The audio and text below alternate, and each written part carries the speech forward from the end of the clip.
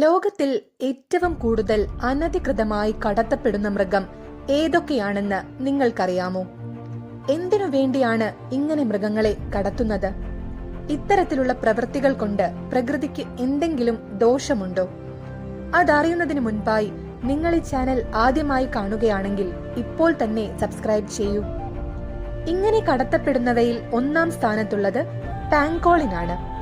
ഇതിന്റെ ശരീരത്തിലുള്ള ചെതുമ്പലുകൾക്ക് ഔഷധ ഗുണമുണ്ടെന്ന് തെറ്റായി വിശ്വസിക്കുന്നതിനാലും മാംസത്തിനായും ഇവയെ വ്യാപകമായി വേട്ടയാടുന്നു.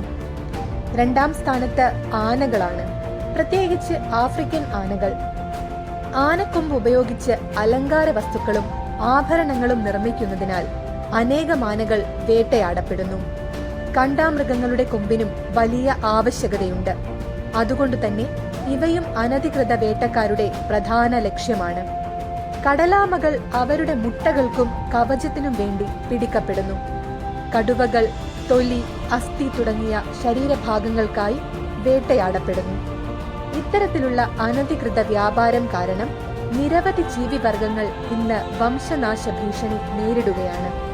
മയക്കുമരുന്നിനും ആയുധക്കടത്തിനും ശേഷം ഏറ്റവും വലിയ അനധികൃത വ്യാപാരങ്ങളിലൊന്ന് വന്യജീവി കടത്താണ്. ഓരോ വർഷവും ലക്ഷക്കണക്കിന് മൃഗങ്ങളും പക്ഷികളും ഉരഗങ്ങളും കടത്തപ്പെടുന്നു. ഇത് ജീവിവർഗങ്ങളെ മാത്രമല്ല, മുഴുവൻ ആവാസ വ്യവസ്ഥയെയും ബാധിക്കുന്നു. പ്രകൃതിയെ സംരക്ഷിക്കണമെങ്കിൽ വന്യജീവി കടത്ത് തന്നെ അവസാനിക്കണം. നിങ്ങൾക്ക് ഈ വീഡിയോ ഇഷ്ടമായാൽ ഇപ്പോൾ തന്നെ ലൈക്ക് ചെയ്യൂ.